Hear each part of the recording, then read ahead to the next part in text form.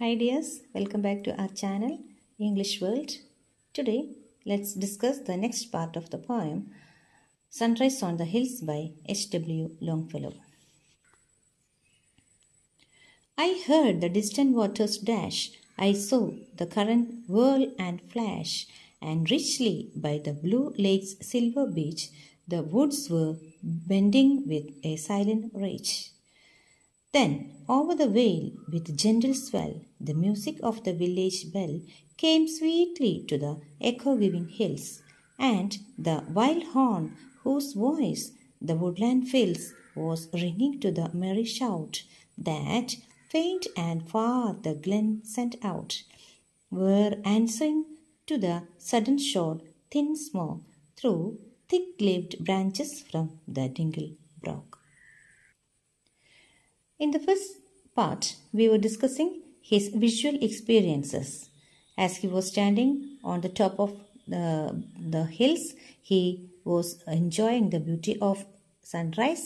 At that time, he got so many visual experiences. Now, in this part, we are discussing his auditory experiences. ഒന്നാമത്തെ ഭാഗത്ത് അതിമനോഹരമായ ആ പ്രഭാതം, സൂര്യോദയം, അതിൻ്റെ ഭംഗി അദ്ദേഹം കുന്നിൻ മുകളിൽ നിന്ന് അദ്ദേഹം ആസ്വദിക്കുകയാണ്. ആ ഭാഗത്ത് അല്ലെങ്കിൽ ഒന്നാമത്തെ ഭാഗത്ത് നമ്മൾ കവിക്ക് ദൃശ്യമായ കാര്യങ്ങളാണ് നമുക്ക് ചർച്ച ചെയ്യാനുണ്ടായിരുന്നത്. ഇനി ഈ ഭാഗത്ത് നമ്മൾ ചർച്ച ചെയ്യുന്നത് അദ്ദേഹത്തിന് എന്തെല്ലാം ശബ്ദങ്ങളാണ് അദ്ദേഹത്തിന് അനുഭവപ്പെട്ടത് എന്നാണ്. I heard the distant waters dash. I saw the current whirl and flash. വളരെ ഉയരത്തിലുള്ള കുന്നിൻ്റെ മുകളിലാണ് അദ്ദേഹം നിൽക്കുന്നത്. അപ്പോൾ ആ താഴ്വാരത്തു നിന്നും വെള്ളം ദൂരേക്ക് ഒഴുകിപ്പോകുന്ന ശബ്ദം അദ്ദേഹത്തിന് കേൾക്കാൻ കഴിഞ്ഞു. അതുപോലെ തന്നെ ആ വെള്ളം കറങ്ങി ഒഴുകുന്നതും ചുഴറ്റി ഒഴുകുന്നതും അതുപോലെ തന്നെ അത് പാറകളിലെല്ലാം തട്ടി ഒഴുകിപ്പോകുന്നതും അദ്ദേഹത്തിന് കാണാൻ കഴിഞ്ഞു. And richly by the blue lake silver beach, the woods were bending with a silent rage. നമുക്കറിയാം, നമുക്കൊരു ബീച്ചിൽ അല്ലെങ്കിൽ ഒരു പുഴയോരത്തൊക്കെ പോയി നിൽക്കുമ്പോൾ ഉള്ള അനുഭവം നമുക്ക്, അല്ലെങ്കിൽ അവിടെ ശ്രദ്ധിച്ചു കഴിഞ്ഞാൽ നമുക്ക് മനസ്സിലാവും അവിടെയുള്ള എല്ലാ മരങ്ങളും ആ പുഴയോട് അല്ലെങ്കിൽ ആ പുഴയിലേക്ക് ചാഞ്ഞു നിൽക്കുന്നതായിട്ട് നമുക്ക് കാണാൻ കഴിയുന്നു. അതുപോലെ തന്നെ ഈ സിൽവർ ബീച്ച്, എത്രയും ആ ലേക്കിൻ്റെ വെള്ളം എന്ന് പറഞ്ഞാൽ ബ്ലൂ ലേക്കാണ്. അത്രയും ഫ്രഷ് വാട്ടർ, അതുപോലെ തന്നെ ക്ലിയർ വാട്ടർ ആയിരുന്നു. അപ്പോൾ ആ സമയത്ത് അവിടെ ഉണ്ടായിരുന്ന വനം അല്ലെങ്കിൽ അവിടെ ഉണ്ടായിരുന്ന മരങ്ങളെല്ലാം അതിലേക്ക് ചാഞ്ഞു നിൽക്കുന്നതായിട്ട് കാണാൻ കഴിഞ്ഞു. Then over the vale with gentle swell the music of the village bell came sweetly to the echo-giving hills. പിന്നീട് അത്രയും താഴ്ചയുള്ള ആ താഴ്വാരത്ത് നിന്നും ആ കുന്നിൻ മുകളിലേക്ക് ഒരു മണിനാദം കേൾക്കാൻ കഴിഞ്ഞു. ആ ശബ്ദം അത്രയും ഉയരത്തിലേക്ക് ആ കുന്നുകൾക്കിടയിലൂടെ എല്ലാം തട്ടി പ്രതിധ്വനി കേൾക്കാൻ കഴിഞ്ഞു.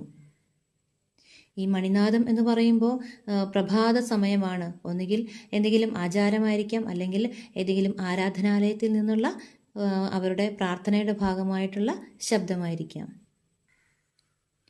And the wild horn, whose voice the woodland fills, was ringing to the merry shout that faint and far the glen sent out, were answering to the sudden short thin smoke through thick-leaved branches from the dingle brook.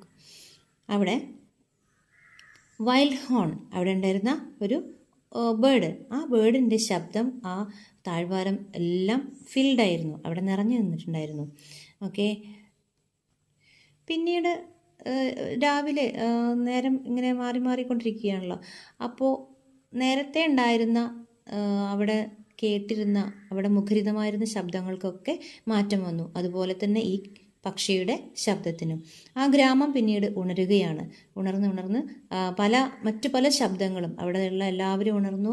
അതുപോലെ തന്നെ പ്രകൃതി ഉണർന്ന് ആ പ്രകൃതിയിലെല്ലാം നിറഞ്ഞ ശബ്ദങ്ങളുണ്ടായി. അപ്പോൾ നേരത്തെ കേട്ട ശബ്ദങ്ങളെല്ലാം അവിടെ ഇല്ലാതായി, മറ്റു ശബ്ദങ്ങളിൽ അലിഞ്ഞുപോയി.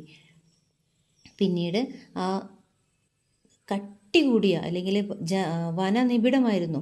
അപ്പോൾ ആ മരങ്ങളുടെ എല്ലാം ഇലകൾക്കുള്ളിലൂടെ പുക ഉയർന്നു വരുന്നുണ്ടായിരുന്നു. അപ്പോൾ പുക ഉയർന്നു വരുന്നു എന്ന് പറഞ്ഞു കഴിഞ്ഞാൽ അവരെല്ലാവരും വിറകെല്ലാം കൂട്ടി ഭക്ഷണമൊക്കെ ഉണ്ടാക്കുന്ന ഒരു പ്രവർത്തനത്തിൻ്റെ ഒരു സൂചനയാണ് ഇങ്ങനെ പറയുന്നത്. മരങ്ങൾക്കിടയിലൂടെ എല്ലാം ഇലകൾ തിങ്ങി നിറഞ്ഞു നിൽക്കുന്ന ശിഖരങ്ങളുള്ള മരങ്ങൾക്കിടയിലൂടെയെല്ലാം പുക ഉയർന്നു വരുന്നു. അങ്ങനെ ആ ഗ്രാമം ഉണർന്നു. ആ താഴ്വാരം അതിൻ്റെ സാധാരണ ജീവിതത്തിലേക്ക് ഉണർന്നെഴുന്നേറ്റു. Now let's discuss the next part, the last part of the poem. If thou art worn and hard beset with the sorrows that thou wouldst forget, if thou wouldst read a lesson that will keep thy heart from fainting and thy soul from sleep, go to the woods and hills, no tears dim the sweet look that nature wears. If thou art worn and hard beset with sorrows that thou wouldst forget. ഈ 2 ലൈനിൽ അല്ലെങ്കിൽ ഈ first ലൈനിൽ നമുക്ക് എന്താ പറയുക വെച്ച് കഴിഞ്ഞാൽ ദൗ ആർട്ട്, ഇതൊക്കെ പറയണത് നമുക്ക് ഓൾഡ് ഇംഗ്ലീഷ് ഫോമാണ്. ഇഫ് ദൗ ആർട്ട്, ആർട്ട് എന്നൊക്കെ പറഞ്ഞാൽ are, thou, if thou art എന്ന് പറഞ്ഞാൽ if you are. Okay, if thou art worn and hard beset with sorrows that thou wouldst forget. Wouldst എന്ന് പറഞ്ഞാൽ ഇവിടെ would.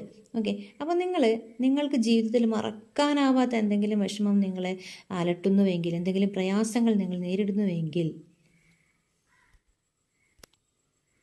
if thou wouldst read a lesson that will keep thy heart from fainting and thy soul from sleep, go to the woods and hills, no tears dim the sweet look that nature wears. ഇതിൽ finally കവി എന്താണ് പറയുന്നത് വെച്ച് കഴിഞ്ഞാൽ, നിങ്ങളുടെ മനസ്സിന് എന്ത് അലട്ടുന്ന പ്രശ്നങ്ങളുണ്ടെങ്കിലും അല്ലെങ്കിൽ നിങ്ങൾക്ക് മറക്കാനാവാത്ത എന്ത് പ്രയാസമുണ്ട് എങ്കിലും നിങ്ങൾ എന്ത് ചെയ്യുക, പ്രകൃതിയിലേക്ക് ചെല്ലുക. പ്രകൃതിക്ക് നിങ്ങളുടെ മനസ്സിനെ വേദനിപ്പിക്കുന്ന ഏതൊരു പ്രശ്നത്തിനും പരിഹാരം തരുവാനുള്ള മാന്ത്രിക ശക്തി പ്രകൃതിക്ക് ഉണ്ട് എന്നാണ് കവി പറയുന്നത്. So in this part, the poet is telling about the magical capacity of nature. The last part tells about the kinesthetic experience of the writer, that he is telling about what he feel when he reached there.